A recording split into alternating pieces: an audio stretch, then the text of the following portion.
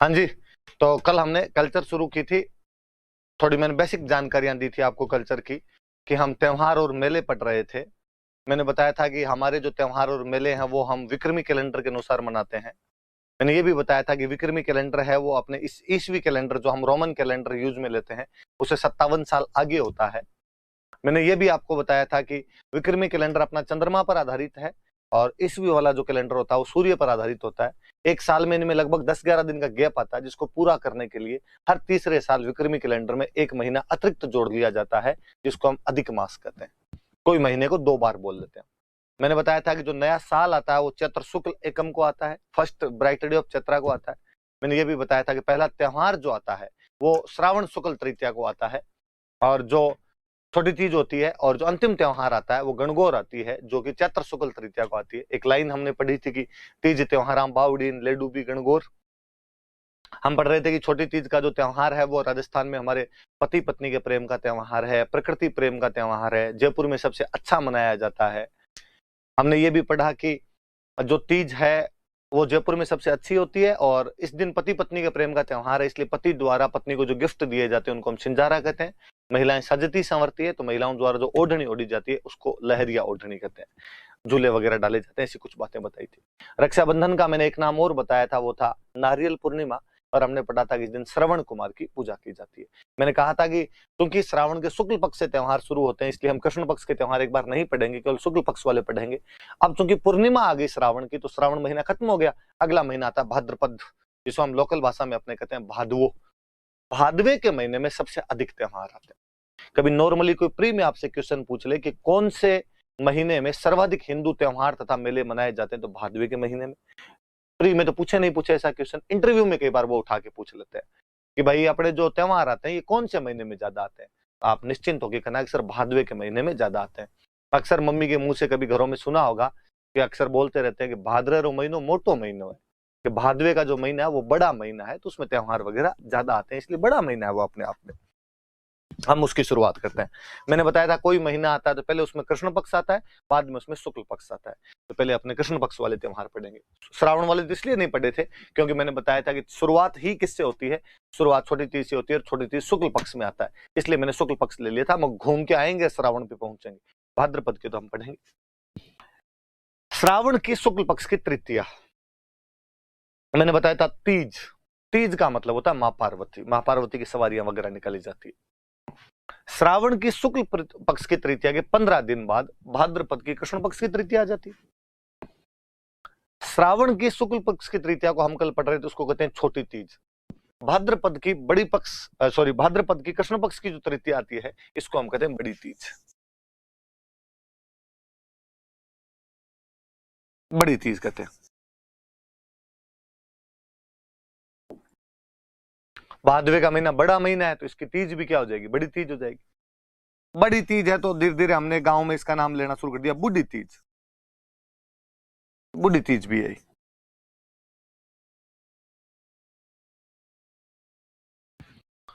मौसम कजड़ाया वैसा मौसम रहता है हमेशा, कजड़ी तीज आई।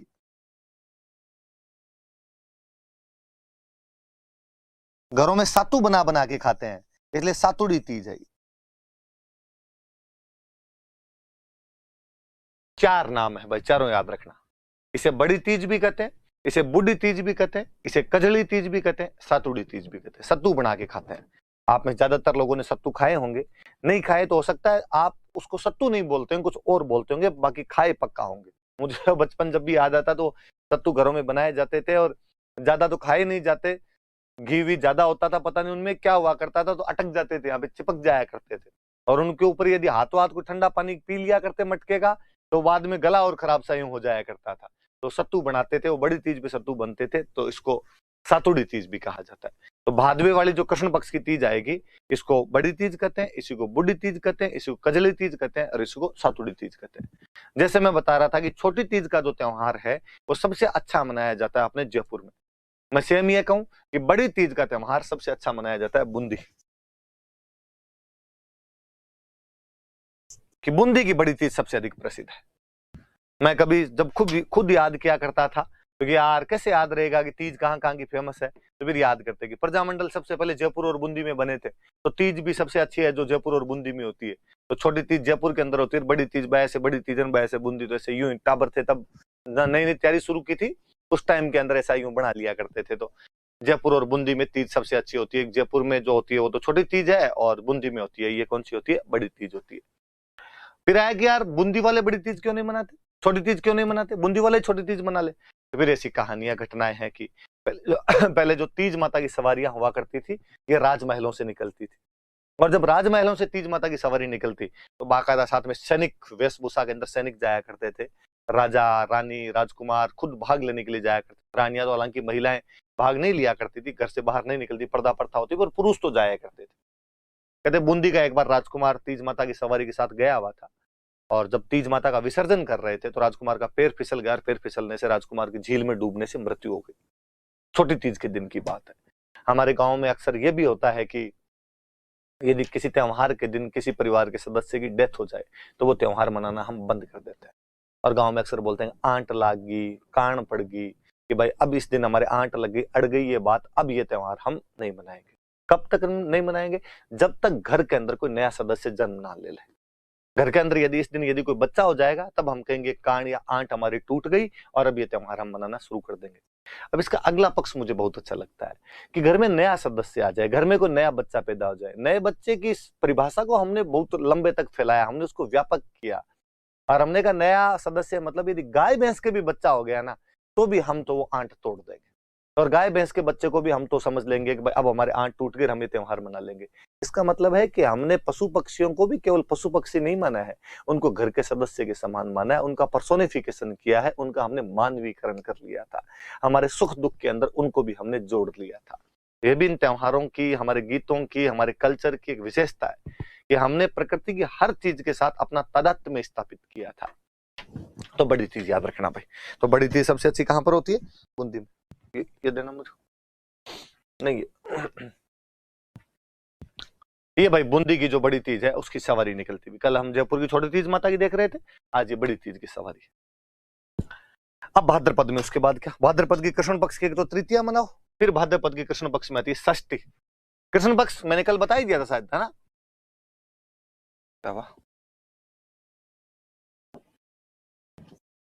अच्छा, कि डायरेक्ट फोर्टनाइट,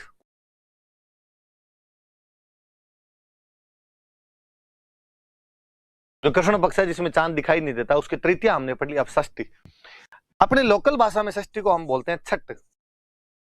क्या बोलते हैं? छठ कहते हैं इसको। अंग्रेजी में आप छठ लिखिए,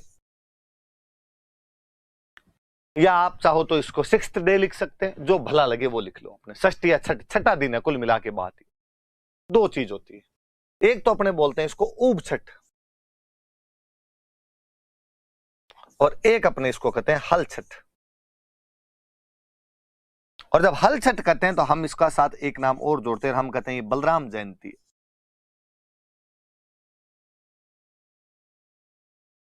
बलराम जयंती है, हल छठ है।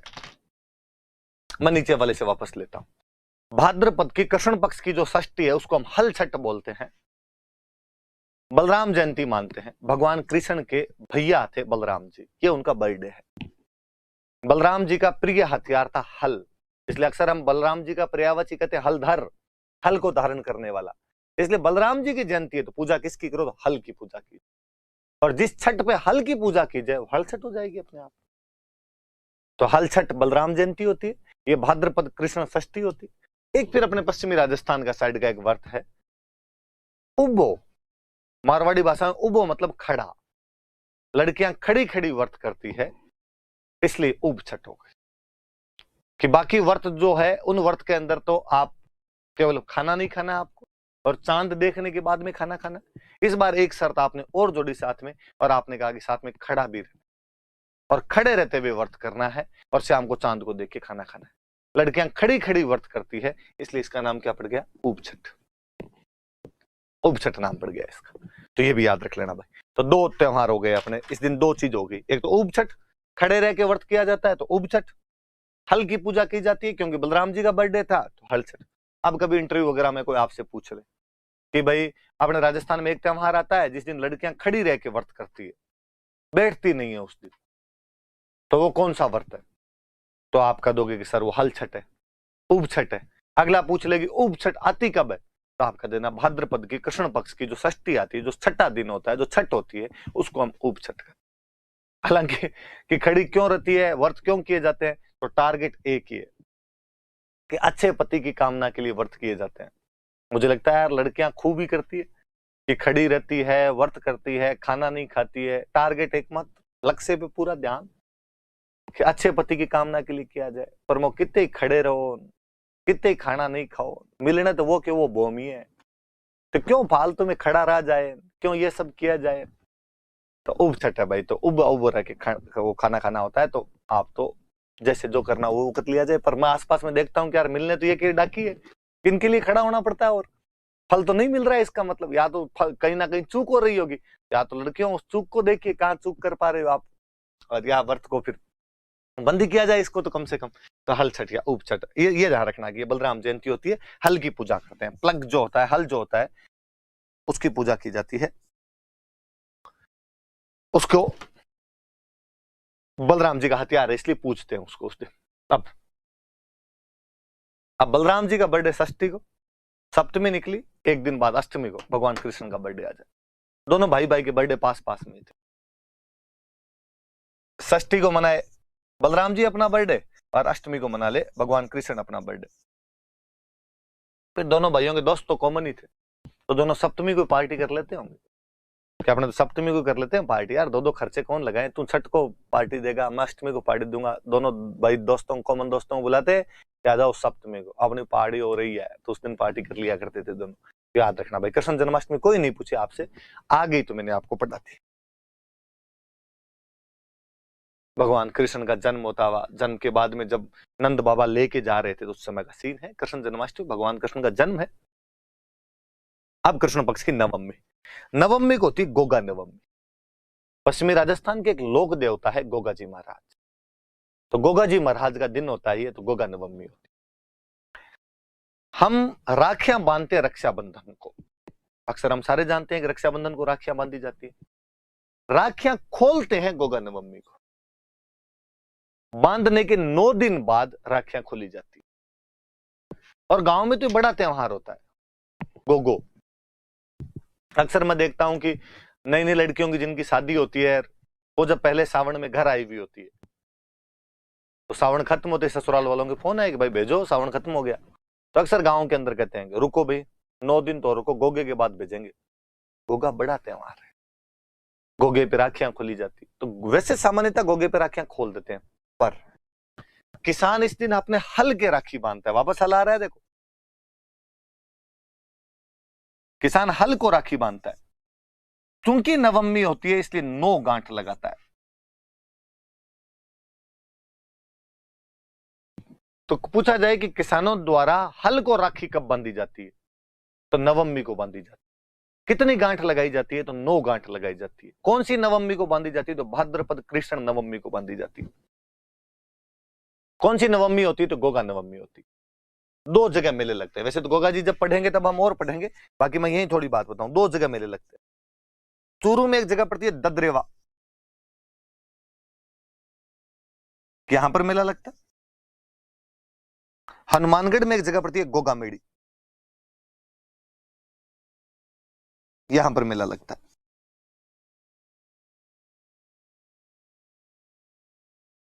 दो जगह जहां पर मेले लगते हैं, चूरू में ददरेवा और हनुमानगढ़ में गोगा मेड़ी।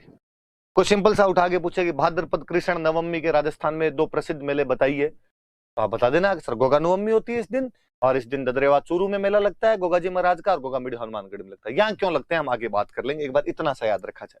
कल ही मैं आपको बता रहा था कि ये चीजें अपने बार बार आगे काम आएगी, इसीलिए टॉपिक शुरू में पढ़ लेना चाहिए ताकि आगे वाली चीजें थोड़ी इजी वे के अंदर निकल जाए अपने। किसान अपने हल को 9 गांठ वाली राखी बांधता है, मेले लगते हैं गोगा जी महाराज के, ददरेवा चूरू में और गोगा मेड़ी हनुमानगढ़ में। गोगा जी महाराज का चित्र है आपके सामने। वही कृष्ण पक्ष चल रहा है अपना, भाद्रपदी कृष्ण पक्ष में हम पढ़ रहे हैं। द्वादशी, द्वादशी मतलब 12वां दिन, 2 और 10 12वां दिन। आप लोकल भाषा में अपने कहें तो बारस। इंग्लिश वाले भाई बंधु चाहें तो इसको बारस लिखें, और आपको फील नहीं आए तो अपने 12th डे लिखें भले। बछ बारस होती है, बछड़े की पूजा की जाती है। काफ। फिर कोई कहानी है कि कोई एक राजा था और उसके 2 रानियां थी, एक सीता और गीता। दोनों रानियों में से एक रानी के पास में गाय थी और एक रानी के पास में भैंस थी। गाय से बछड़ा पैदा होता, बछड़े से बैल बनता, और बैल खेती में काम आया करता था।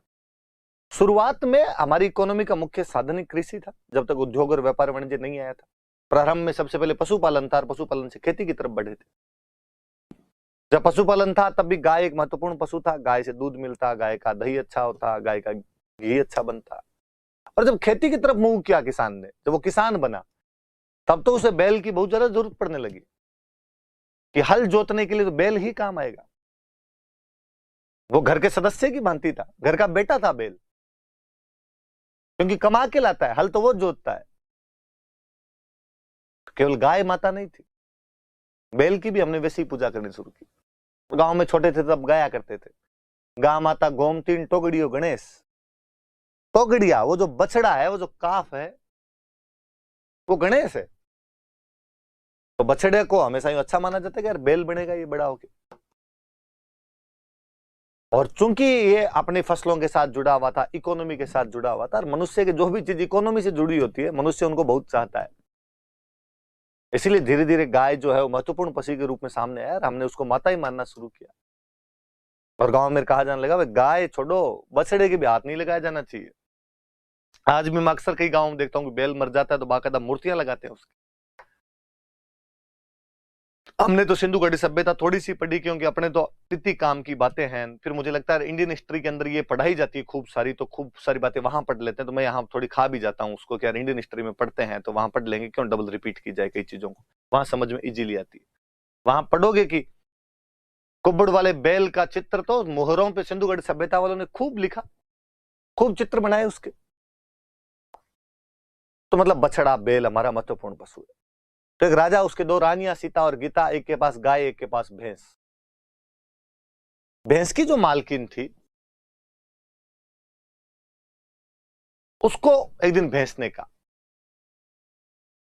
कि देखो तुम मेरी मालकिन हो, तुम तो मेरे से लाड रखती हो, पर बाकी सारे लोग लाड गाय का रखते हैं, सारे लोग गाय को चाहते हैं। और इस गाय के बछड़ा होने वाला है, बच्चा होने वाला है, और यदि इसके बछड़ा हो गया तो गाय का फिर और ज्यादा लाड रखना शुरू कर देंगे, मुझे ये पीटेंगे। तुम मेरी मालकिन हो, तुम्हारा थोड़ा कर्तव्य बनता है कि नहीं बनता है? उसने कहा मैं क्या करूं कि आप देख ले, इसके बछड़ा हो तो ये मुझे पीटेंगे, तो मुझे बचा तू कैसे न कैसे करके। और कहते हैं कि उस भैंस की मालकिन ने ध्यान देना शुरू किया, और जैसे ही गाय के एक दिन रात को बछड़ा हुआ, उसने अपने नौकरों का बछड़े को पीछे ले जाओ और पीछे ले जाके काट के फेंक दो उसको। नौकर गए और चाकुओं से बछड़े को काट कर फेंक दिया।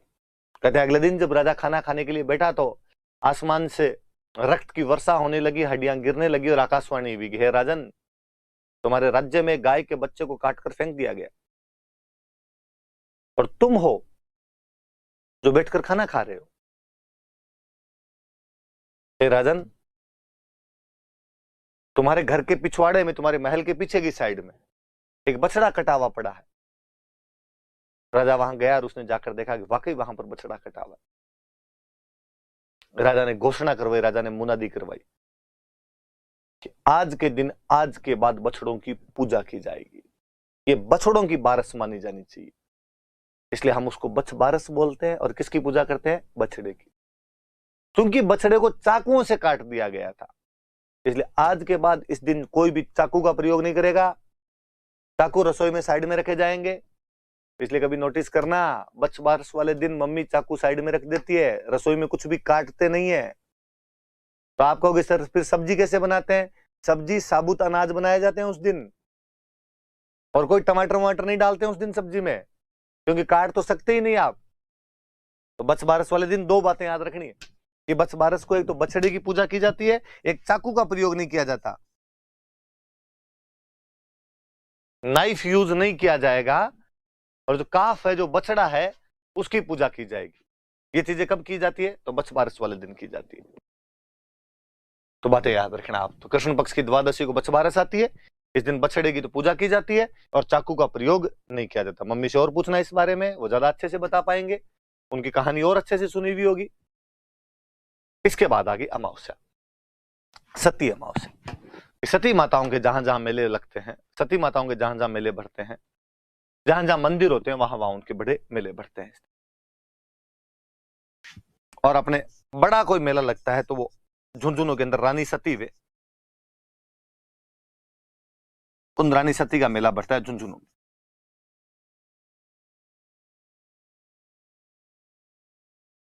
दोनों बातें याद रखनी। रानी सती का मंदिर कहां पे है? तो झुंझुनू के अंदर है। रानी सती का मेला कब लगता है? तो भाद्रपद की अमावस्या को रानी सती का मेला लगता है। मैं यही दो चार बात और बताऊं तो, ये जो रानी सती थे, इनका वास्तव में नाम था नारायणी देवी।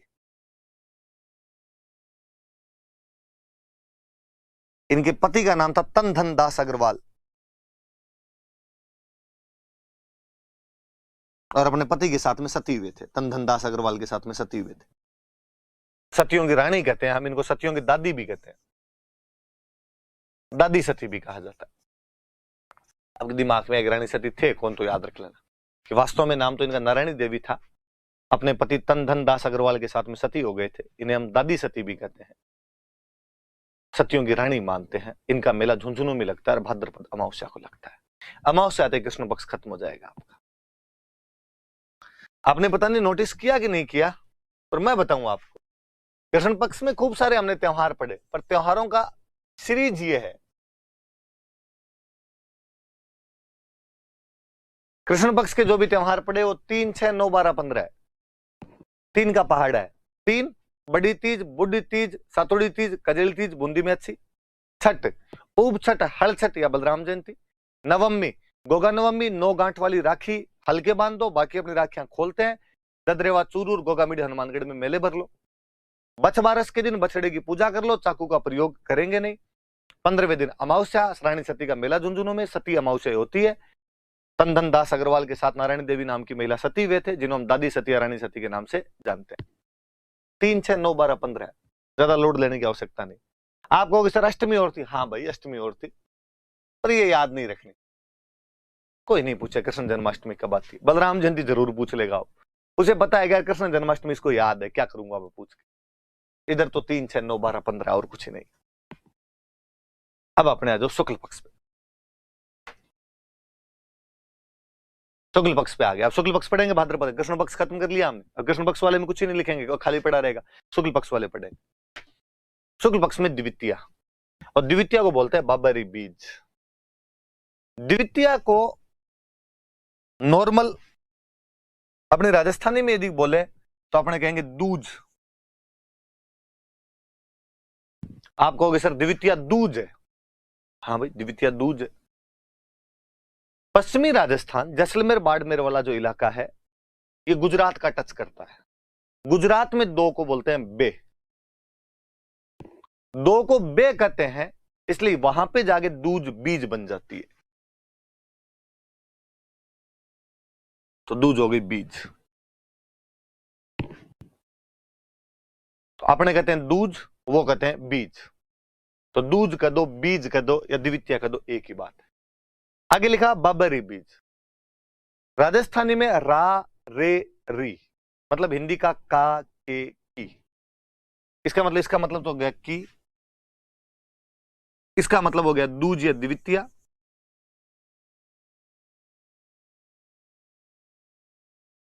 पर बाबा कौन? कोई बाबा? बाबा रामदेव।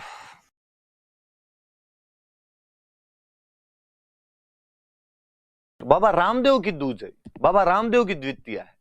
ज्यादा अच्छे शब्दों में कहूं तो ये रामदेव जी की जयंती है। प्लीज कोई बाबा रामदेव कहते ये मत समझ लेना जो पेट को अंदर बाहर करता है, और आपको लगे ओ नो बाबा रामदेव की भी जयंतियां मनाने लग गए क्या लोग। ये पश्चिमी राजस्थान के बहुत बड़े लोक देवता है। जैसलमेर में एक जगह पड़ती है रूणीचा, कौन सी जगह पड़ती है? रुणीचा। वहां पर बाबा का मेला लगता है बहुत बड़ा। द्वितीया से शुरू होता है, एकादशी तक चलता है। मैं बताऊंगा एकादशी तक क्यों चलता है आगे, जब रामदेव जी पढ़ेंगे तब। द्वितीया से शुरू करके एकादशी तक। Second bright day of Bhadrapada से शुरू होता है, 11th bright day of Bhadrapada तक चलता है। इतने पैदल यात्री जाते हैं, इतनी भीड़ होती है, इतनी भयंकर भीड़ होती है कि जोधपुर से आगे के जितने बस स्टैंड है, जोधपुर से आगे के जितने रेलवे स्टेशन है, उन पर तिल रखने की जगह नहीं होती। रोड की साइड के अंदर जातरू जातरू होते हैं, पैदल यात्री खूब सारे मिलेंगे। हम कहते हैं इतनी भीड़ या तो कुंभ के मेले में करते हो या मारवाड़ में रामदेव जी के मेले में करते हो। हम कहते हैं बाबा रामदेव का जो मेला है ये मारवाड़ का कुंभ है।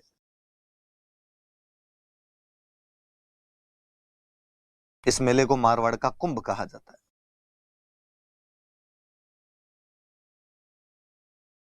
तो द्वितीय और बाबरी बीज है जो रामदेव जी की जयंती होती है। बाबा यहाँ पे रामदेव जी है, बीज का मतलब दूज है, रामदेव जयंती होती है, जिसका मेला जैसलमेर में एक जगह पड़ती है रुणीचा, वहां पर द्वितीया से शुरू होता है, एकादशी तक चलता है। आगे हम पढ़ेंगे द्वितीया को उनका जन्म हुआ था, जो कि नाम से पता चल रहा है रामदेव जयंती। एकादशी को रामदेव जी ने इस जगह पे समाधि ली थी, तो उनका मेला द्वितीया से एकादशी तक चलता है। चूंकि बहुत बड़ी संख्या में लोग आते हैं, इसलिए हम इनको मारवाड़ का कुंभ कहते हैं। आने ही यदि आप में से किसी ने यदि रामदेव जी महाराज का वो भजन सुना और उसकी लाइनें, थाने तो ध्यावे आखो मारवाड़ जी, आखो गुजरात जी। राजस्थानी भाषा में आखो मतलब पूरा। अक्सर गांव में छोटे थे, पूरे दिन घूमते रहते, दिन में रोटी खाने भी नहीं आते। मम्मी शाम को कहा करती थी आखो दिन रोंतो फिरे। आखो दिन मतलब पूरे दिन घूम रहा था तू, आज खाना खाने नहीं आया। तो गाने की लाइन है थाने तो ध्यावे आखो मारवाड़ जी, मतलब आपको पूरा मारवाड़ ध्यावे मतलब पूजा करता है। थाने तो ध्यावे आखो गुजरात जी, पूरा गुजरात आपकी पूजा करता है। जिस आदमी के मारवाड़ और गुजरात दोनों पूजा करेंगे, उस आदमी के यदि यात्री नहीं आएंगे तो किसके आएंगे? तो बाबा रामदेव के मेले में खूब सारे यात्री आते हैं, इसलिए हम उसको कहते हैं कि मारवाड़ का कुंभ है। तमाम बातें याद रखनी है। बाबरी बीज है, रामदेव जी की जयंती होती है, जैसलमेर के रुणीचा में मेला लगता है जो द्वितीया से शुरू होकर एकादशी तक चलता रहता है। अधिक पैदल यात्रियों की संख्या के कारण इस मेले को मारवाड़ का कुंभ कहा जाता है। याद रह जाएगी बात? ये बाबरी बीज याद रखना आप। ये रामदेव जी के मेले, भीड़ देखो भयंकर भयंकर भीड़ पड़ी हुई एकदम। ये रामदेव जी का फोटो है। बाकी ये गोगा जी महाराज, रामदेव जी महाराज, तेजा जी महाराज, बाबू जी महाराज, ये हम लोक देवता पढ़ेंगे। मैं और अच्छे से इनकी खूब सारी बातें बताऊंगा। यहाँ पर मैं थोड़ा थोड़ा इंट्रोडक्शन दे रहा हूँ कि वहां मैं पढ़ाऊं तो अचानक किसी को ये नहीं लगे कि बाबा रामदेव मतलब पतंजलि है, कोई ये ना कह दे। फिर आए शुक्ल पक्ष में। शुक्ल पक्ष में इस बार है चतुर्थी। मैंने आपको कल एक बात बताई थी कि चतुर्थी कभी शुक्ल पक्ष में आ ही नहीं सकती। चतुर्थी आएगी तो हमेशा कृष्ण पक्ष में आएगी, पर मैंने कहा था कि एक अपवाद है, भाद्रपद वाली जो शुक्ल पक्ष की चतुर्थी है वो तो आएगी, क्योंकि गणेश जी का बर्थडे है। अब बर्थडे तो उनका हो सकता था, तो ये गणेश चौथ है वास्तव। गणेश चतुर्थी बोलते हैं, कहते हैं इसी दिन इनके पापा का बर्थडे होता है, शिव जी का, तो शिव चतुर्थी भी कहते हैं। हालांकि यहां मैं नहीं कहूंगा कि दोनों बाप बेटे साथ में पार्टी कर लेंगे, वहां मैंने कृष्ण बलराम जी के लिए कह दिया था, क्योंकि देखो दोनों के फ्रेंड सर्किल अलग अलग है। गणेश जी वाला फ्रेंड सर्किल है वो तो यूं लड्डू वड्डू खाने वाला एकदम, वैसे शिव जी वाला भांग धतूरे पिए, कोई गोरा भांग रगड़ के बोली तेरे संग भूतों की टोली, उधर साथ में भूत रहे भांग पिए, तो बाप बेटे का कनेक्शन थोड़ा बैठता नहीं है। देखो सीधी सी बात है। तो गणेश चतुर्थी और शिव चतुर्थी, ऐसा कहते हैं कि इस दिन यदि आप चांद देख लो तो कलंक लग जाए, तो कलंक चतुर्थी है। लोकल भाषा में अपने कहते हैं कि चांद ने इस दिन चतराई दिखाई थी ज्यादा, इसलिए चतरा चौथ है। ये याद रखना, चतरा चौथ। मुझे याद है एक बार प्रिया मेंस में भूल रहा हूं, पर 2010 के किसी एग्जाम में क्वेश्चन था कि चतरा चौथ कब मनाई जाती है। चतरा चौथ के बारे में आप क्या जानते हैं? भाद्रपद शुक्ल चतुर्थी को चतरा चौथ कहा जाता है, जिसे हम गणेश चतुर्थी, शिव चतुर्थी, कलंक चतुर्थी या चतरा चौथ के नाम से भी जानते हैं। कहानी है कि गणेश जी महाराज का जन्मदिन था। गणेश जी महाराज सुबह सुबह तैयार होकर बैठे थे, खूब सारे गिफ्ट आए हुए, खूब सारी मिठाइयां आई हुई, मोदक खाए बैठे बैठे, लड्डुअन का भोग लगे, संत करे सेवा वाली फीलिंग ले रहे थे भगवान गणेश। और कहीं से चंद्रमा आ गया, और चंद्रमा ने आगे गणेश जी की मजाक उड़ानी शुरू कर दी। और चंद्रमा ने गणेश जी का, यार गणेश तो शक्ल देखी तेरी कांच में, कैसा दिखता है तू?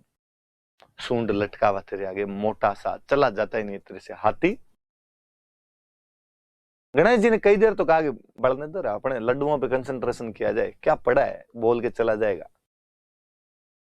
चंद्रमा ने और यूं कुचरनियां करनी शुरू की।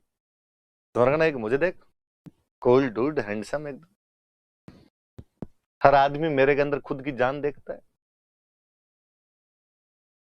एक तू देख ले। कभी कोई कहता है कि हमें गणेश जैसा बॉयफ्रेंड मिले? सब कहते हैं हमें चांद मिले। लड़के लड़कियां दोनों चांद की कामना करते। गणेश जी गुस्सा है, और गणेश जी ने कहा कि गोरे रंग पे ना इतना गुमान कर कि घमंड, तुझे रूप का घमंड है तेरे। जा चंद्रमा, आज के दिन यदि तुझे कोई देख लेगा तो उस पर चोरी का आरोप लगेगा, कलंक लग जाएगा। लोग आज के दिन तो तेरा चेहरा देखना भी पसंद नहीं करेंगे। और हम कहते हैं कि चौथ का चांद यदि देख लिया जाए तो कलंक लगता है, इसलिए कलंक चतुर्थी है। कहते हैं इस कलंक से तो भगवान कृष्ण नहीं बच पाए थे। उन्होंने एक बार चौथ का चांद देख लिया था और उन पर आरोप लगा कि श्यामंतक मणि उन्होंने चुरा लिए। पता चला यार, भगवान कृष्ण ऐसा कैसे कर सकते हैं, वो क्यों चुराएंगे ये चीज। फिर विश्व के प्रथम पत्रकार नारद मुनि ने बताया कि कृष्ण ने एक बार चौथ का चांद देखा था, इसलिए ये कलंक तो झेल नहीं थे, इसलिए आरोप लगाया आप पर ही। जब उस आरोप से भगवान कृष्ण नहीं बच पाए तो आपकी और मेरी औकात ही क्या है। नहीं देखना चाहिए चौथ का चांद। चांद ने चतुराई दिखाई थी तो चांद को उसका फल मिला कि चौथ का चांद देखना भी लोग पसंद नहीं करते हैं। जहां जहां गणेश जी के मंदिर होंगे वहां गणेश चौथ के मेले लगेंगे। अपनी किताबों वाले दो मेले ज्यादा बड़े बताते हैं, या मैं यूं कहूं कि आरपीसी इन दो मेलों के बारे में क्वेश्चन पूछ लेती। एक रणथंभौर में एक मेला, त्रिनेत्र गणेश मेला।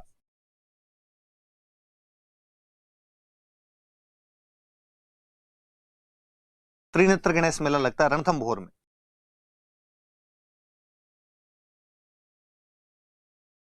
एक जैसलमेर में एक मेला लगता है चुंगी तीर्थ।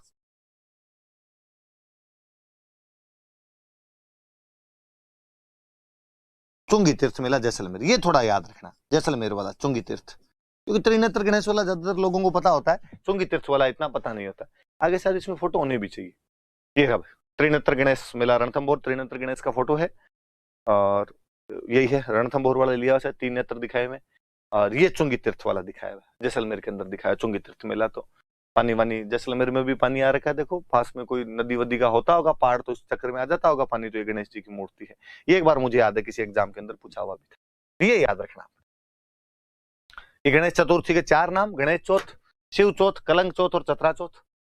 त्रिनेत्र गणेश का मेला रणथंभौर में लगता है, चुंगी तीर्थ का मेला जैसलमेर के अंदर। अब मैं बात बताऊं, अक्सर आप जब किताबें कोई पढ़ते हो तो कई किताबों में ऐसा लिखा आता है कि शादी का पहला निमंत्रण त्रिनेत्र गणेश को भेजा जाता है। आप भी जब बात सुन रहे हो तो आप कहेंगे हाँ सर सही तो बात है, शादी का पहला इनविटेशन है वो त्रिनेत्र गणेश को भेजा जाता है। पर मैं कहूंगा कि नहीं। आप सेंटेंस को वापस सुनिए। राजस्थान हिंदी ग्रंथ अकादमी तक की बुक में मैंने कहीं एक दिन पढ़ा था कि वो लिख रखा था कि शादी का पहला निमंत्रण त्रिनेत्र गणेश को भेजा जाता है। मुझे लगा कि यार इसके जो राइटर हैं वो रणथंभौर के आसपास के रहे होंगे और उनके वहां पर शादी का पहला निमंत्रण रणथंभौर के गणेश जी को भेजने की रिवायत रही होगी, इसलिए उन्होंने लिखा होगा कि शादी का पहला निमंत्रण त्रिनेत्र गणेश को भेजा जाता है। ये किताब मैं लिखता तो मैं लिखता कि शादी का पहला निमंत्रण गणेश को भेजा जाता है। वो गणेश जी हो सकते हैं हमारे बीकानेर वाले हो, किसी के नागौर में हो, किसी के जोधपुर में हो, किसी के डूंगरपुर बांसवाड़ा हो, किसी के भरतपुर धौलपुर हो। मुझे लगा यार हमारे पश्चिमी राजस्थान वाले तो जयपुर के आगे के राजस्थान को जानते ही नहीं है, 7 पीढ़ियों ने भी रणथंभौर का नाम नहीं सुना होता। हमारा त्रिनेत्र गणेश से क्या लेना देना है?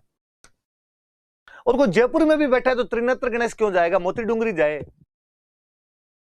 मोती डूंगरी में जाके दे के आ जाए अपने। तो शादी का पहला निमंत्रण गणेश जी को भेजा जाता है।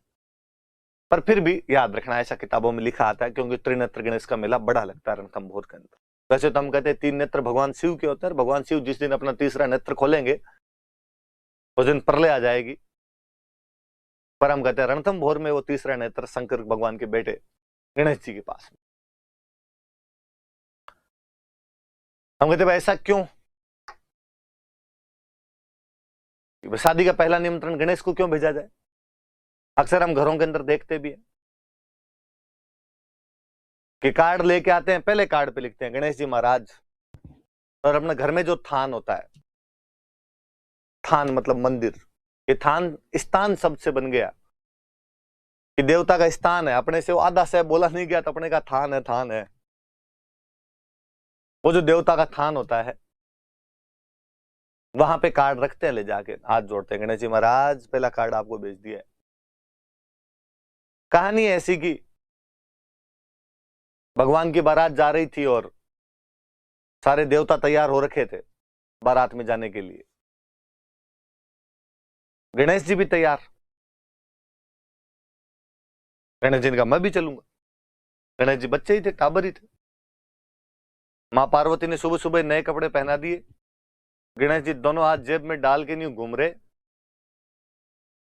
जैसे बस आई तो बस में सबसे आगे जाके बैठे। गांव में आज भी बारात बसों में जाती है।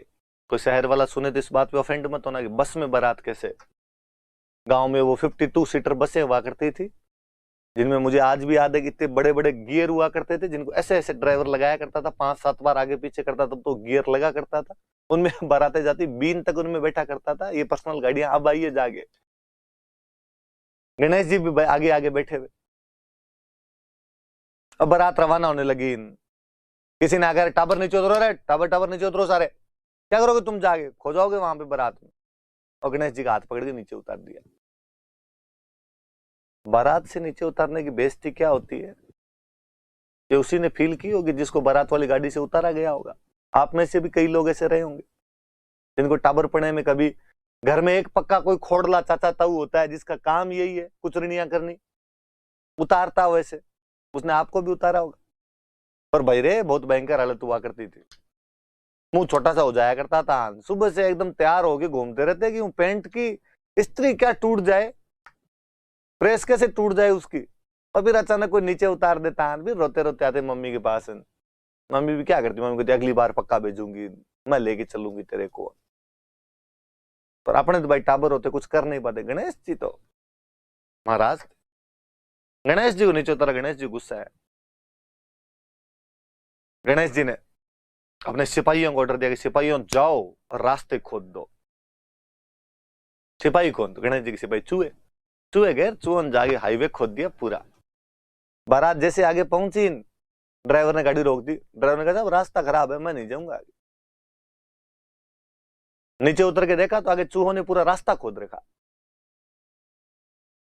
पूछा चूहों से, भाई क्या हुआ रे, तुमने रास्ता क्यों खराब कर दिया। चूहों ने कहा कि साहब जब तक भाई नहीं जाएगा ना बारात को आगे नहीं जाने देंगे। तुम क्या सोच रहे थे, बिना भाई के गीगली लेके आ जाओगे, लाओ देखिए बींदनी कितनी की लेके आते हो। वापस गए, गणेश को राजी किया, गणेश प्लीज चल। गणेश ने कहा अब नहीं जा रहा मैं, अब तुम शादी करके देख लो मेरे बिना कैसे होती। और थोड़े नोरे के हाथ जोड़े, कहा गणेश को कि गणेश तेरे को दूल्हे के पास बिठाएंगे, एकदम साथ ही रहना तू दूल्हे के, फिर तुझे कौन उतारेगा, दूल्हे को तो कोई उतारने से रहा, तो तेरे को भी कोई नहीं उतारेगा। तब गणेश जी राजी फिर बिठाए गए। और उस दिन भगवान विष्णु ने कहा कि हे गणेश, आज के बाद इस मृत्यु लोक में जब कभी भी किसी की शादी होगी तो शादी का पहला निमंत्रण गणेश को भेजा जाएगा, तुझे सबसे पहले याद किया जाएगा। हे गणेश, शादी के जब कार्यक्रम शुरू होंगे तो सबसे पहले तेरी स्थापना की जाएगी। हे गणेश, आज के बाद जब भी कोई दूल्हा बनेगा तो उसके साथ हमेशा तू रहेगा। अपने कहते हैं विनायकियों, और जो छोटा सा बच्चा साथ में घुमाते रहते विनायकियों कहते हैं, तो गणेश जी का पर्यायवाची है विनायक। बांध बैठना मतलब विनायक की स्थापना है। शादी का पहला कार्ड है तो विनायक जी को है। और गांव में अभी तक ध्यान रखते हैं कि बस में एक सीट खाली छोड़ते हैं, भाई यहाँ विनायक जी विराजेंगे।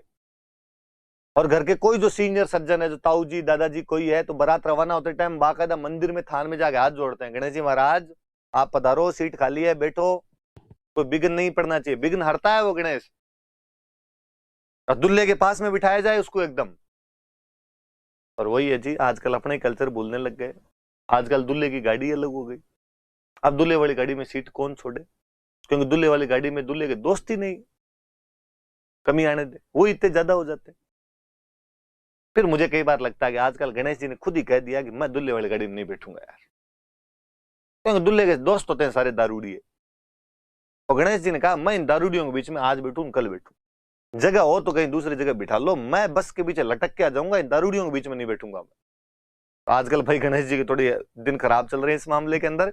याद रखना, बारात जाए तो गणेश जी महाराज की सीट छोड़ी जाए, बस विघ्न हरता देवता को साथ में लेके जाया जाए, तब शादी बिना किसी विघ्न के कंप्लीट होगी, बिना किसी विघ्न के पूर्ण होगी। तो गणेश जी का शादी का पहला निमंत्रण भेजा जाए। गणेश जी के दो बड़े मेले, त्रिनेत्र गणेश मेला और चुंगी तीर्थ मेला। चुंगी तीर्थ जैसलमेर के अंदर है, त्रिनेत्र गणेश रणथंभौर में। मैंने दोनों आपको दिखाए, त्रिनेत्र गणेश और ये चुंगी तीर्थ, दोनों याद रखना। फिर आए पंचमी। हम भाद्रपद शुक्ल द्वितीया पढ़ रहे थे, बाबरी बीज। हम भाद्रपद शुक्ल चतुर्थी पढ़ रहे हैं, गणेश चौथ, शिव चौथ, कलंक चौथ और चतरा चौथ। हम पंचमी पढ़ेंगे, ये ऋषि पंचमी।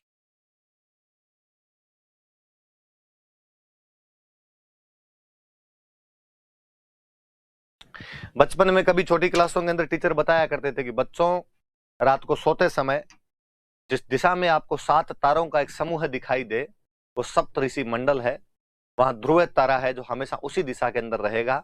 बच्चों, उस दिशा को उत्तर दिशा कहते हैं। वो जो सप्त ऋषि मंडल है, वो जो सप्त ऋषि है, उनकी पूजा इस ऋषि पंचमी को की जाती है। तो सप्त ऋषियों की पूजा की जाती है।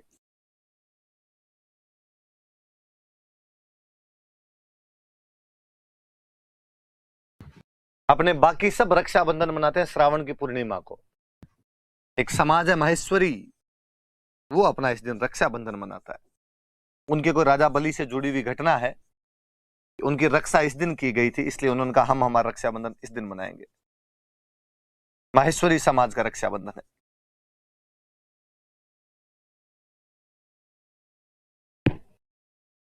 दो मेले याद रखने हैं। भरतपुर में एक जगह पड़ती है कामा, जहां पर एक मेला लगता है भोजन थाली। भोजन थाली मेला, कामा, भरतपुर। पश्चिमी राजस्थान में एक लोक देवता अपने नागौर में, हरिराम जी महाराज। हरिराम जी का मेला लगता है नागौर में। एक जगह पड़ती है जोरडा,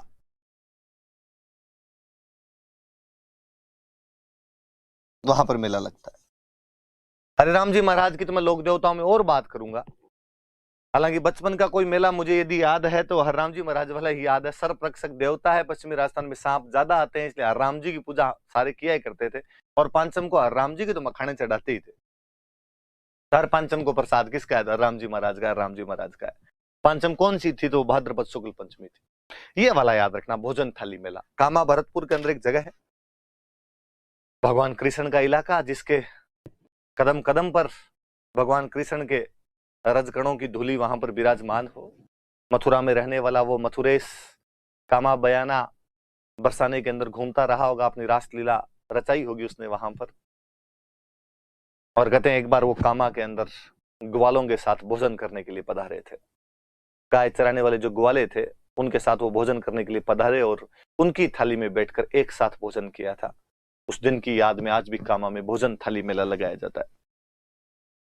लोकल कामा क्षेत्र का एक मेला है। भरतपुर भगवान कृष्ण से इतना अधिक जुड़ा हुआ है कि वहां पर यह मेला होना स्वाभाविक सी बात है, कोई बड़ी बात नहीं। मुझे एक घटना याद आती है कि 2008 के आसपास में जब भोजन थाली मेला चल रहा था, अक्सर आपने देखा होगा कि हमारे जो मेले होते हैं ये मनोरंजन के केंद्र होते हैं।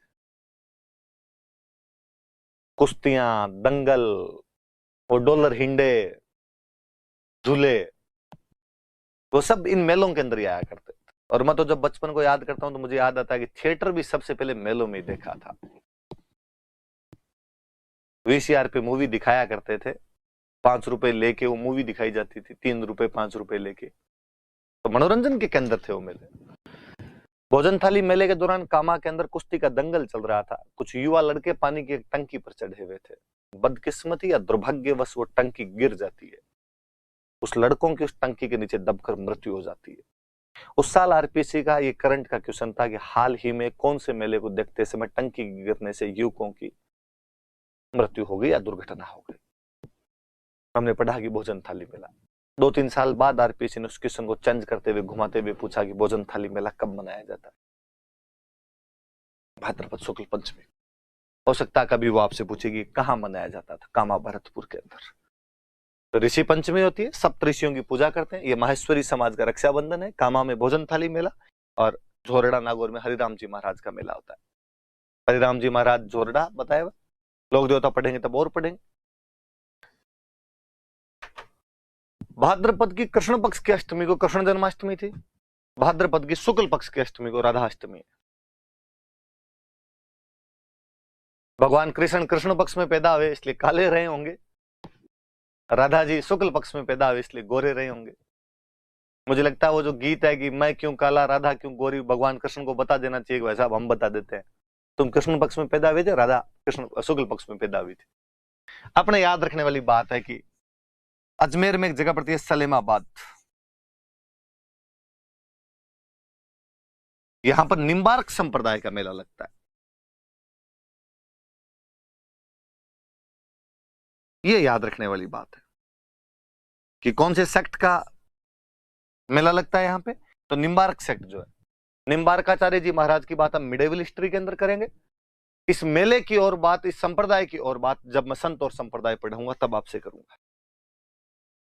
तो निम्बार्क संप्रदाय याद रखना आपने। मेला मैंने बता दिया आपको, सलेमाबाद अजमेर के अंदर, सलेमाबाद अजमेर में जगह पड़ती है। भाद्रपद कृष्ण अष्टमी, कृष्ण जन्माष्टमी है, भाद्रपद शुक्ल अष्टमी है तो राधा अष्टमी। राधा अष्टमी का मेला कहां पर है, तो निम्बार्क संप्रदाय का सलेमाबाद अजमेर। ये आपके राधा कृष्ण की फोटो है। निम्बार्क संप्रदाय वाले ये मानते हैं कि राधा जो थे वो भगवान कृष्ण की पत्नी थे,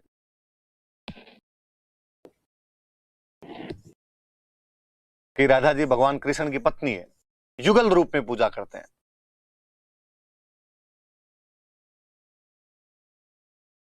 कपल,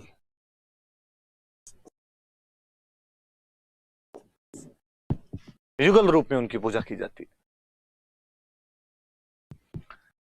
भाद्रपद शुक्ल पक्ष की दसवीं पश्चिमी राजस्थान के एक और बड़े लोक देवता तेजाजी महाराज का दिन होता है, तेजा दशमी होती है। हम आगे पढ़ेंगे कि खूब सारी जगह पे तेजाजी महाराज के मंदिर है, पर्वतसर में, खरनाल में, कई जगह उनके बड़े बड़े मेले भरते हैं।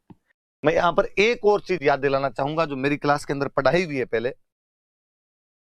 तेजाजी महाराज तो आगे जब लोक देवता पढ़ेंगे तेजाजी महाराज की खूब सारी बात बताऊंगा। यहाँ केवल इतना याद रखा जाए कि तेजाजी महाराज के जो मेले हैं वो भाद्रपद शुक्ल दशमी को भरे। एक मेला जो मैं पहले पढ़ा चुका हूं वो था खेजड़ली वृक्ष मेला। मुझे लगता है आप सबके वो घटना याद आई होगी जब हमने उस प्रातस्मरणीय महिला अमृता देवी बिश्नोई को किसी क्लास के अंदर याद किया था, जो अपने 363 लोगों के साथ भाद्रपद शुक्ल दसवीं विक्रमी संवत 1787 को पेड़ पौधों को बचाते हुए शहीद हो गई थी। जो केवल जाम्बोजी महाराज की एक लाइन की सिर साटे रूंक रहे तो भी सस्तो जान, उस लाइन को चरितार्थ करने के लिए वो महिला अपने प्राणों का उत्सर्ग कर देती है पूरे गांव के साथ। उनका भी दिन यही है, खेजड़ली वृक्ष मेला। तेजाजी महाराज का दिन है। तेजाजी महाराज की बातें खूब सारी आगे हम करेंगे। ये केवल इतने याद रखे जाए, गोगा नवमी कब आती है, रामदेव जयंती कब आती है, तेजा दशमी कब आती है। आगे जब महाराज की बात करेंगे तब हम खूब सारी और बातें करेंगे। मेले मैंने बता दिया, खेजड़ली वृक्ष मेला, तेजाजी महाराज वाला पर्वतसर में जो मेला लगता है, हम आगे और पढ़ेंगे इसके बारे में। शुक्ल पक्ष की एकादशी जल झूलनी एकादशी कहते हैं। यह एक नाम और है इसका, इसे देव झूलनी एकादशी कहते हैं।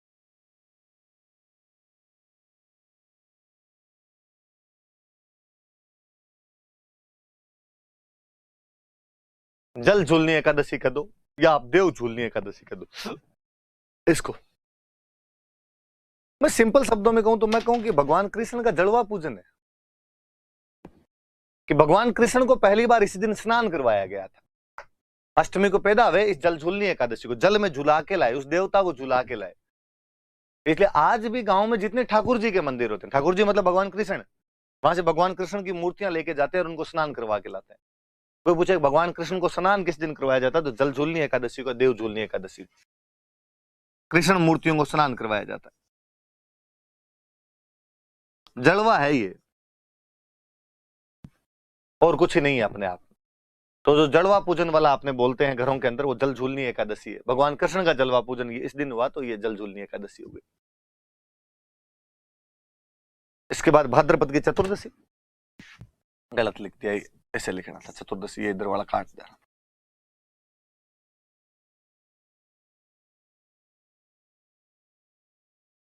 अनंत चतुर्दशी है।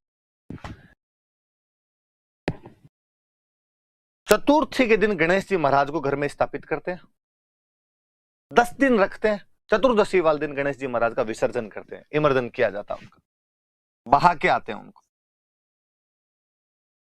विसर्जन करते हैं उनका। महाराष्ट्र का बहुत बड़ा त्योहार है। मराठी जोर जोर से गाते हैं, गणपति बप्पा मोरिया, अगले बरस तू जल्दी आ। तो जो गणेश जी की मूर्तियों का विसर्जन है वो अनंत चतुर्दशी के दिन किया जाता है। फिर पूर्णिमा आती है और पूर्णिमा से एक श्रृंखला शुरू होती है जिसको हम श्राद्ध बोलते हैं।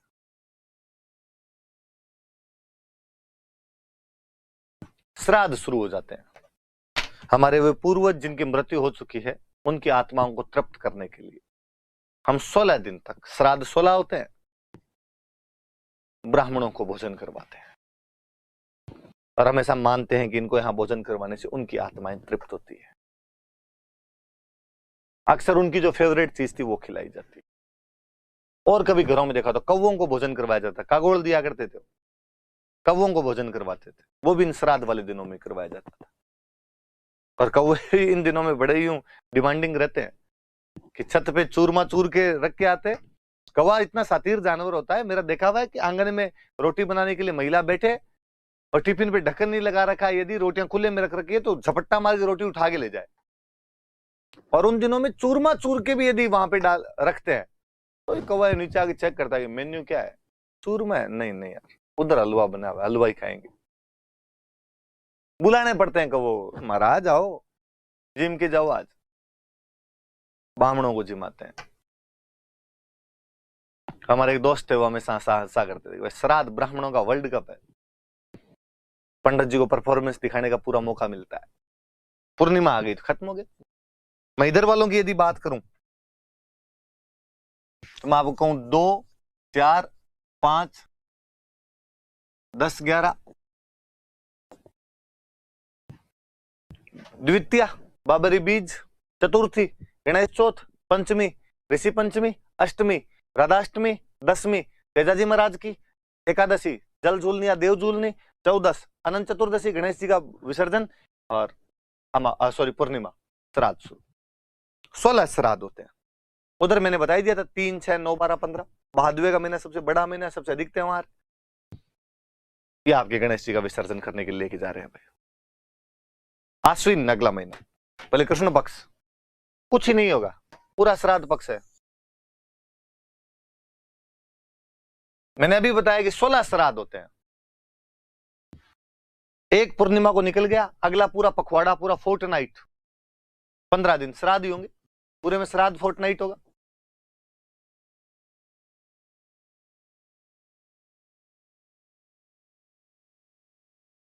श्राद्ध पक्ष है, पूरा का पूरा श्राद्ध फोर्टनाइट है।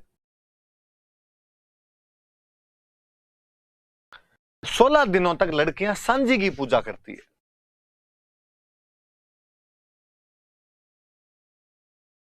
गांव में लोकल भाषा में कहते हैं सिंधिया माता, कि सिंधिया माता की पूजा की जाती है। गोल गोल आकृतियां बनाती है मिट्टी और गोबर की, मिट्टी और गोबर लेके उसकी गोल गोल सी आकृतियां बनती है, सिंधिया माता बोलते हैं। 16 दिन तक 16 सिंधिया बनाई जाती है, सांझी बनाई जाती है और उनकी पूजा कर ली जाती है। कोई पूछे कि श्राद्ध पक्ष में किसकी पूजा की जाती है, तो सांझी की पूजा की जाती है, सिंधिया माता की पूजा की जाती है। किसकी बनती है सांझी, तो मिट्टी और गोबर की सांझी बनती है। याद रखने वाली थोड़ी सी बात, नाथ द्वारा में ये जो सांझी है ये केले की बनाते हैं।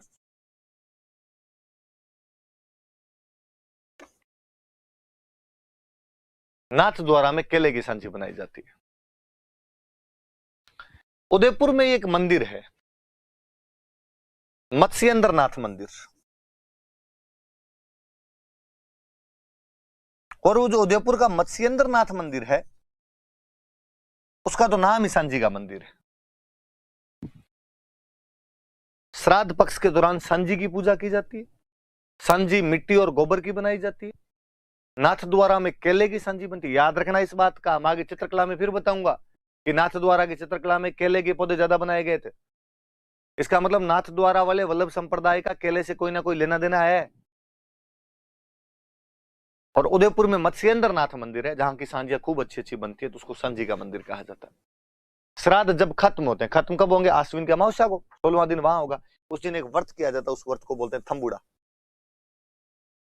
तो श्राद्ध के अंतिम दिन कौन सा व्रत किया जाता है? तो तंबूड़ा व्रत। श्राद्ध पक्ष के बारे में 5-6 बातें। भाद्रपद पूर्णिमा से आश्विन अमावस्या तक 16 दिनों तक श्राद्ध पक्ष मनाया जाता है, जिसमें पूर्वजों की आत्मा की तृप्ति के लिए ब्राह्मणों को भोजन करवाए जाते हैं, कौवों को भोजन करवाया जाता है। इन 16 दिनों के दौरान लड़कियां मिट्टी तथा गोबर की सांझी बनाकर उसे माता मानकर उसकी पूजा करती है। उदयपुर का मत्स्येंद्र नाथ मंदिर सांझी का मंदिर कहलाता है।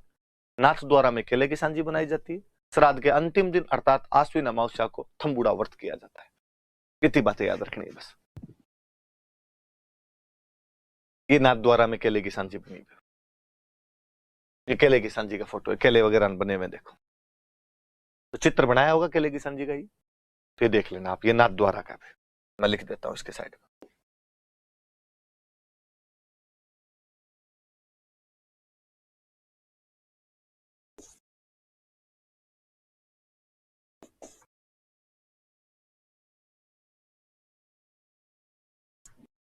नाथ द्वारा में केले की सांझी। श्राद्ध पक्ष पूरा कृष्ण पक्ष खा गया और कृष्ण पक्ष में कुछ है ही नहीं। आप नोटिस भी करना, कभी श्राद्ध में कोई शुभ काम नहीं होता। शुभ काम छोड़ो, डोकरे तो घरों से बाहर नहीं जाते थे, गांवतरा नहीं करते थे, सामान खरीद के नहीं लाया करते थे। भाई रे श्राद्ध कोई शुभ काम नहीं करना। 16 दिन तो एकदम चुपचाप रहो। जैसे श्राद्ध खत्म हो, शरद ऋतु आ रखी होती है, इसलिए नवरात्रे शुरू होते हैं, शारदीय नवरात्रे या शरद नवरात्रा हम कहते हैं उनको। आश्विन शुक्ल एकम से नवरात्रे हमेशा शुक्ल पक्ष में आएंगे। आश्विन में शरद ऋतु चल रही होती है, इसलिए शारदीय नवरात्र आते हैं। तो शारदीय नवरात्र शुरू हो जाते हैं, शरद नवरात्र का तो एक ही बात है। नवरात्रे मुझे बताने की आवश्यकता नहीं, 9 दिन तक चलते।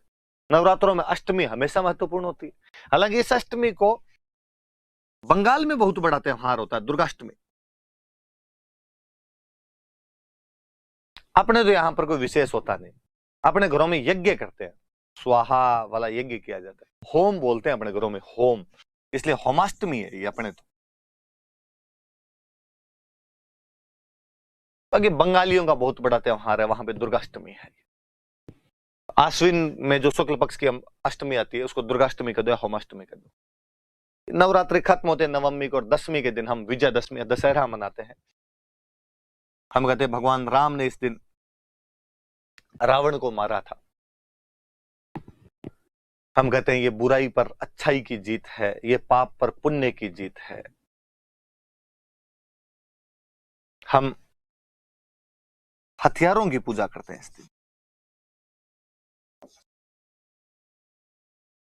खेजड़ी का पेड़ अपना मुख्य पेड़ था, तो खेजड़ी की पूजा करते हैं।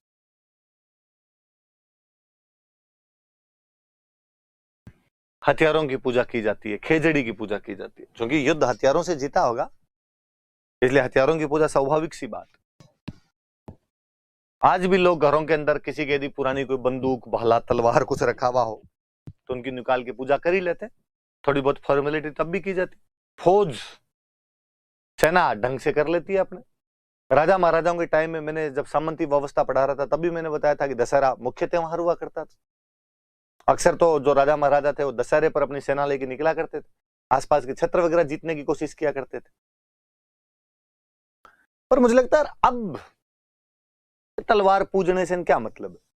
अब तलवार का टाइम थोड़ी। अब यदि पूजा करनी है आपको तो पेन की पूजा की जाए। तो पेन लाए जाए, 5-10 पेन लेके आ जाओ, 5-5 रुपए वड़ लियो भाई, ज्यादा क्यों लाओ? अपने भांत बनती ले, रंग बिरंगी लियो थोड़े, 5-10 पेन रखो, उनकी अगरबत्ती कर लो। लोकतंत्र का हथियार पेन है। आप जब आप पढ़ाई कर रहे हैं तो आपकी किस्मत पेन से बदलेगी। जब आप एसडीएम लग जाएंगे तब किसी की किस्मत बदलना चाहेंगे तो भी पेन से बदले। अब यदि पूजा की जानी चाहिए तो तलवार बंदूकों की तो नहीं होनी चाहिए। जिनके यूज आते हैं वो करें, बाकी पेन की पूजा की जाए। और हम सब तो चूंकि विद्यार्थी हैं इसलिए अपने लिए तो महत्वपूर्ण चीज ये है, ये कलम भाग्य उदय कर सकती है आपका। इसलिए प्रिय विद्यार्थियों, इस दशहरे को सब लोग पेन की पूजा करेंगे। वास्तव में कर लेना, सद्बुद्धि आएगी, भगवान देखेंगे ऊपर बैठे बैठे, सिलेक्शन करवा देंगे इस बार आपका।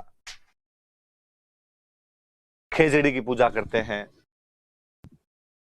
हथियारों की पूजा करते हैं। खेजड़ी तो अपना मुख्य वृक्ष है, राजस्थान का तो स्टेट ट्री और है। अपने ले दे कि खेजड़ी ही था जी, और वृक्ष ही कौन सा था अपने आप, और कहां अमरूद की पूजा करते तो अपने। फिर अब आपकी मान डाकण कुण कर, हमने खेजड़ी की भी प्रशंसाएं की, और हमने कहा साहब खेजड़ी खेजड़ी थोड़ी, खेजड़ी का कोई भी ऐसा अंग नहीं है जो काम ना आए। हमने कहा उसकी जड़ें और उसकी छाल दवाइयां बनाने के काम आती है, स्किन डिजीज की दवाइयां बनती है, चर्म रोग की। हमने कहा लकड़ी कुछ ही काम लो, फर्नीचर के काम लो, जलाने के लिए काम में लो। उसकी पत्तियां, तो गांव में तो लूंग है, भेड़ बकरियां खाती वही है। उसका फल तो सांगरी। और मुझे लगता है यार शहर वालों को कई बार बड़ा थैंक यू बोलने का जीव करता है कि शहर वालों, आपने हमारे गांव की सांगरी को जो इज्जत बख्शी है, इस बात के लिए कोटि कोटि प्रणाम है आपको। वरना बापड़ी सांगरी की गांव में क्या इज्जत। यहां पता चलता है यार सांगरी मार्केट में 1000 रुपए किलो मिलती। क्या बात है, वो इतनी इतनी महंगी। गांव में सांगरी वाली रुत में मम्मी महीने भर तक सुबह शाम सांगरी बनाती है। हाथ जोड़ने पड़ते हैं कई बार तो चिबड़ी खिला दे, चिबड़ी मतलब काचर, कोई मिर्च रगड़ के खिला दे, इस सांगरी से तो पीछा छुड़ा। और शहर के अंदर आके वही सांगरी शादियों में बनती है। शादियों में जिसके सांगरी की सब्जी, लोग तारीफें करते हैं, अरे बड़ा खर्चा किया था उन्होंने। कैसे भाई, क्या खर्चा किया? अरे जो सांगरी की सब्जी थी। मैं कहूं गांव में किसी बारात को यदि सांगरी की सब्जी खिला दो, लोग धूड़ फेंक के जाए, धूड़। शर्म नहीं है, मंगतों ने सांगरी खिलाई, कोई ढंग की सब्जी नहीं बची थी उनके। तो ये किस्सा तो मैंने कभी पहले बताया होगा आपको। मैं नया नया तैयारी करने के लिए आया था इधर, क्लास में कोई लोकल जयपुर के दोस्त बन गए। जयपुर में यहां कोई एक रेस्टोरेंट है चौकी ढाणी नाम करके, और उसने एक दिन मुझे कहा यार इस बार संडे को चौकी ढाणी चले अपने। मुझे लगा यार भगवान जाने क्या ढाणी वाणी नाम ले रहा है, तो क्यों, वहां क्या है? वो रेस्टोरेंट है। मैं अच्छा होटल है, खाने वाली होटल है। हाँ, वहां ऐसा क्या है कि वहां चले? उसने कहा वहां ना झोंपड़े बने हुए हैं। अच्छा, फिर वहां ना नीचे बिठा के खाना खिलाते हैं। हाँ जी, आगे का बाजरे की रोटी और सांगरी की सब्जी खिलाते हैं, वहां पे मजा आ जाता है। मैंने कहा भाई ये मजे मैंने तो 20 साल लिए हैं गांव में, और मजे नहीं थे, सजा है सजा। तू ही खाई, बाजरी खा खा के कंठ छुल जाते हैं। रात को सूखी हुई सुबह वापस दे दिया करते थे। तुम शहर वाले कभी कभी खाते हो, इसलिए तुम्हें लगता है कि वाह टेस्ट चेंज करने के लिए आज बाजरी खा लेते हैं। डेली डेली खानी पड़े ना तो पल्ले पड़ जाए चीजें। और सांगरी क्यों, मुझे तो याद आता है सांगरी सूख जाती तो बनते थे खोखे, दोनों जेब में भरे हुए, सुबह शाम सारे दिन खोखे खाते वो। तो खेजड़ी भाई अपना वो वृक्ष है जिसके हर चीज काम में आए, तो खेजड़ी की पूजा करें। हम कहते हैं दशहरे सबसे अच्छे, राजस्थान के अंदर यदि कहीं दशहरा होता है तो वो तो होता है कोटा। अपने कोटा का दशहरा बहुत फेमस है। और भारत में सबसे अच्छा दशहरा कहीं पर हो तो मैसूर, तो मैसूर का दशहरा प्रसिद्ध है। दशहरे पे एक और बात की, दशहरे पे लीलटास पक्षी के दर्शन करने चाहिए, और लीलटास पक्षी के दर्शन करो तो शुभ माने जाता है। आप में से कईयों को लगेगा सर लीलटास क्या, तो मैं कहूं कि नीले रंग की छोटी सी चिड़िया आती है, कंठ नीले होते हैं उसके, नीलकंठ चिड़िया भी बोलते हैं, गांव की भाषा में अपने उसको लीलटास कर देते हैं। आप में से कई बच्चों को अब भी नहीं समझ में आएगा कि सर नहीं नीलकंठ भी हमारे तो पल्ले नहीं पड़ रहा है। फिर मैं कहूं कि किंगफिशर, वो नीलकंठ ही आपका, वो लीलटान से। मुझे लगता है अब आप एग्जैक्टली वहीं सम पहुंचे होंगे जहां पर मैं आपको पहुंचाना चाहता था। किंगफिशर वाले पे देख लेना आप, इस बार थोड़ा ढंग से उसको लाओ, तब देखना कि क्या बना हुआ उस पे। कहानी है कि भगवान राम जब रावण से लड़ रहे थे और रावण मर नहीं रहा था, राम ने पूछा क्या तोड़ है इसका। अरे अब शिव जी के वरदान दिए हुए, शिव जी का स्टूडेंट है, आज मरे निकल मले। भगवान राम ने भगवान शिव की आराधना की, शिव प्रकट हुए। कहा बोलो क्या चाहिए। प्रकट क्या हुए मतलब राम जी ने शिव जी की आराधना की और शिव जी कहा कि महाराज स्टूडेंट आपका है, कोई तो कमी बताओ इसकी जिसे मारा जाए, मर ही नहीं रहा है। और कहते शिव ने नीलकंठ पक्षी के रूप में दर्शन दिए। देवताओं और दानवों के समुद्र मंथन में जब जहर निकला था तो उस हलाहल को पीने वाले भगवान शिव थे, इसलिए उनके कंठ नीले पड़ गए थे, इसलिए हम उन्हें नीलकंठ के रूप में याद करते हैं। और शिव ने नीलकंठ पक्षी के रूप में जैसे दर्शन दिए, इस बार भगवान राम ने अपना धनुष ने छोड़ के हाथ जोड़े और अगली बार जब अपना धनुष पर तीर चढ़ाकर संधान किया तो रावण की नाभि के अंदर मारा और रावण मर जाता है। इसलिए कहा गया कि यदि दशहरे वाले दिन आप भी नीलकंठ पक्षी को देख लो, लीलटांस या किंगफिशर को देख लो, वो 12-25 है। हम जब पढ़ा करते थे, नागौर के एक पंडित जी आया करते थे हमेशा हमारे साथ में, वो एक अक्सर कहानी सुनाया करते थे।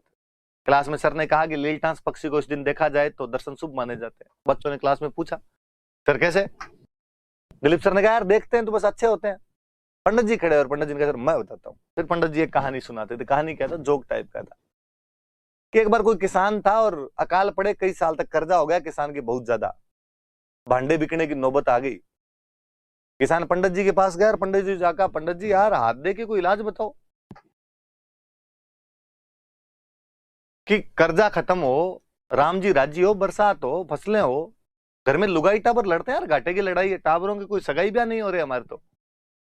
पंडित जी ने पतड़े देख के पंडित जी ने कहा कुछ नहीं करना आपने तो, दशहरे वाले दिन लीलटांस देख लेना, पो 12-25 है।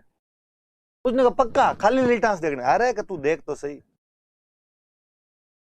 किसान भाई उस दिन सुबह सुबह एकदम धोले चिट्टे पहन के निकला, पूरा जंगल घूम गया, लीलटांस नहीं दिखे कहीं पर। उसको लगा यार काम तो कठिन है, और कठिन काम पूरा होता है तब वास्तव में फल मिलता है। चलता गया जंगल में, आगे एक कोई लीलटांस मरी भी पड़ी थी।